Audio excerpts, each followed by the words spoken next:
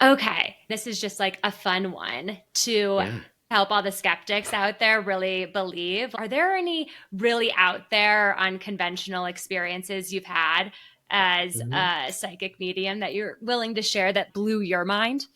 Yeah, I think every day there's a little something for me. And, with skeptics, I think skeptics will always find something to poke a hole in or whatever, right? So I think if someone's Mm-hmm. skeptical, I let them be where they're at. But something that was super meaningful to me was I was doing a reading for someone, and she had lost both of her parents, Mm. and we're on our call, and this was a Zoom reading, and I was connecting with both of her parents. We're bringing through all this beautiful information. It's the reading was flowing, and then all of a sudden my bedroom is across the hall from my office, and all of a sudden my Alexa just goes hello, like really loud, like volume to the max. And I stop and she stops, and I was like, did you hear that? And she goes, yeah, which is crazy that she heard it because Zoom is pretty good at buffering the Right. extra sounds. And so she was like, I did. And then it happens again where we hear hello, and it's the Alexa. And then I was like, that's so strange. My Alexa keeps saying hello. And let me back up. Before this happened, she said, Travis, I just want to hear my parents say hello to me one more time. Oh my God, I'm gonna Then the Alexa cry. starts going off. And then she goes, do you know what's crazy? And I was like, I have no idea. Try me. And she goes, my Alexa has been saying hello for the past 2 weeks ever since I booked my Oh, appointment with you. And then of course the Alexa did it again. And then I was like, I think you got your desire, you got your wish answered. Your parents just saying yeah. hello one more time. But I think that's what a lot of signs from our loved ones are. It's just constant Right. hellos. We never truly say goodbye to our loved ones. It's just this constant stream of hellos. Yeah, they're like imbued in each and everything around us. I just got like full body goosebumps because, again, I think we seek so far for Yeah. answers, and they're typically just right here. They're Just right like in the here. Wizard of They're right Oz. around us and within us. Yes. Yeah. I'm like gonna cry about it. Like, but oh, I yeah. but I love So that. But I beautiful. love the analogy of the Wizard of Oz, right? We go on this big journey, and the whole time we had the ability to go home. The whole time. Like I said, it's a homecoming or a remembrance. I feel like Yeah. that's really what life is about. It's not extending outside of yourself, but how Hmm. can you just be full in your body and be more Hmm. of yourself, tune more into Yeah. your you-ness. Yeah. Oh, that's so beautiful. Okay, I lied. I have one more question because we talked Yeah. about this before and I'm really curious. In our Hmm. exploratory session, you said something that really made me pause and just reevaluate how I was working, how I was living, how I Hmm. was leading. And you mentioned how Hmm. you took off 2 weeks every 8 or so Hmm. weeks. And what other conscious, spiritual, or just like unconventional practices do you integrate into your professional life that have really been Yeah. successful, meaningful, just supportive for you?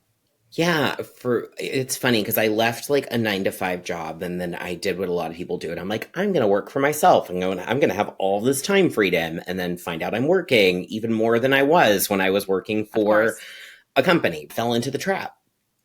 And for me, I am conscious of taking time off just to allow, even if I feel like I don't need it, I still take it because I let my energetic battery recharge. I equate it to our cell phones. Like we will run to plug in our cell phones when they hit 40%, but we will just let our bodies just be like in the dirt before we even think about taking a break.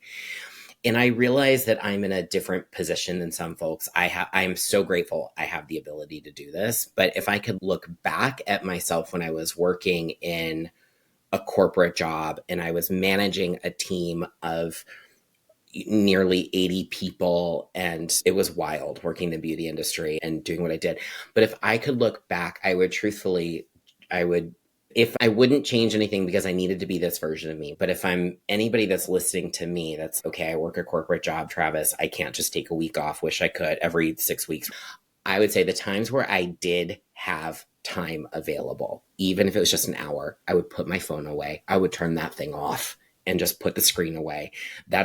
The screen time is so draining for our brains Because for me, a lot of the time, it wasn't physical exhaustion, it was mental fatigue.